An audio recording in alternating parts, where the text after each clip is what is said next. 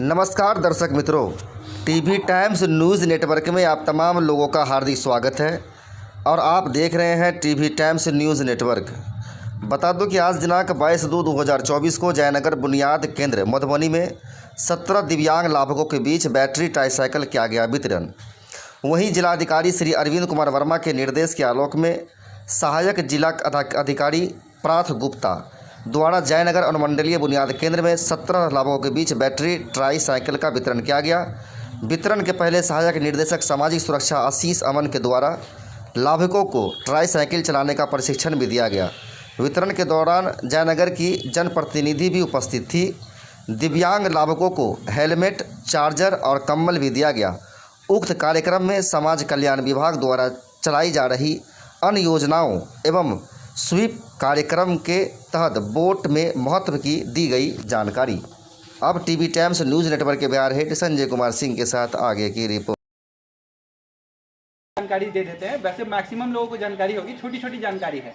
पहली चीज़, voter ID की ज़रूरत नहीं पड़ती है। अब ऐसा नहीं है कि अगर वोटर आईडी है तो आप जाके उसके स्तर से आप मतदान कर सकते हैं, पर ऐसा नहीं है कि सिर्फ वोटर आईडी ही के बेसिस पे आपका मतदान वहाँ पे करना होता है। अगर आपके पास ड्राइविंग लाइसेंस है या कोई भी एक आइडेंटिफिकेशन आईडी है, ठीक है, वो भी अगर आप लेके जाइएगा तो उस परिस्थिति में भी अगर आपका वोटिंग जो आपका इलेक्टोरल वाला लिस्ट है उसमें अगर आपका नाम है तो वो आईडी से मिलान करके नाम मैच करके आपको अलाउ करते हैं। तो ये एक बहुत इंपॉर्टेंट चीज़ है। इसको बोलते हैं, अगर आपके पास वोटर आईडी है तो उसको बोलते हैं एपिक मतदाता, ठीक है, EPIC मतदाता। और अगर आपके पास वोटर आईडी नहीं है, उस परिस्थिति में ड्राइविंग लाइसेंस या और कुछ है तो वो नॉन एपिक मतदाता कहलाता है। तो ऐसा नहीं है कि कोई आप वहाँ गए और बोले आपके मेरे पास वोटर आईडी नहीं पर मेरे पास ड्राइविंग लाइसेंस है, तो ऐसा नहीं है कि आपको वो मना कर देगा। अगर आपको वोटर लिस्ट में नाम है तो आप वोट दे सकते हैं उसी आईडी को दिखा करके। ये बहुत इंपॉर्टेंट चीज़ है जिसके कारण बहुत सारे लोग वंचित रह जाते हैं। वो लोग वहाँ से, हो सकता है कि जो वहाँ पे पुलिस या वैसे होंगे तो वो वापस कर देंगे कि आप वोटर आईडी लेके आइए, पर ऐसा कंपल्सन नहीं है। कंपल्सन नहीं है, आप कोई भी आइडेंटिफिकेशन ले जा करके वहाँ पर वोट डाल सकते हैं, ठीक है। पहली चीज़ तो ये हो गई।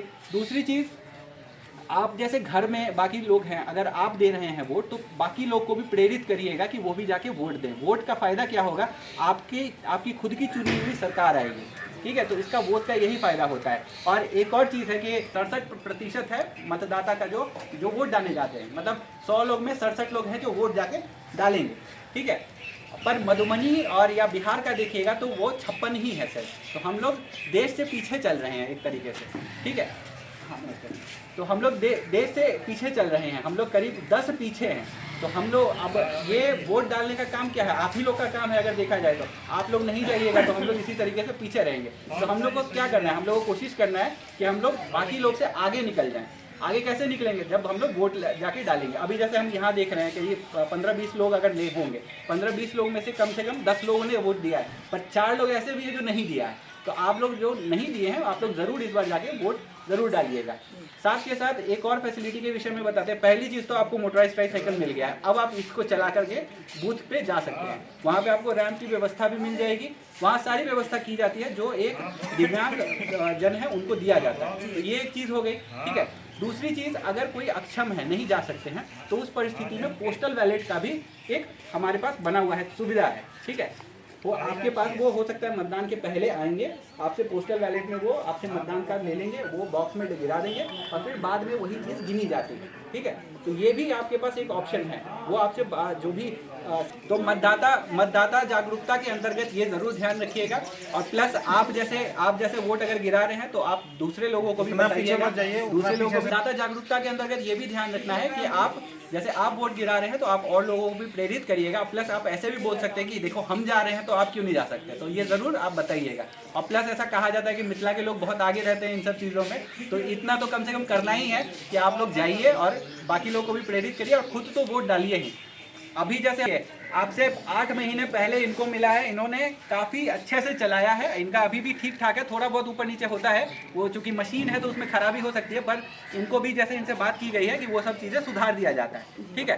तो अब देखिए, इसके विषय में जानकारी ये देनी है कि बैटरी चालित है, ये याद रखिएगा। तो बैटरी से चलने वाला है। इसको चार्ज करने के लिए आपको 6 से 8 घंटे का टाइम लगता है, ठीक है। जैसे जिसके पास भी फ़ोन होगा, फ़ोन जैसे आप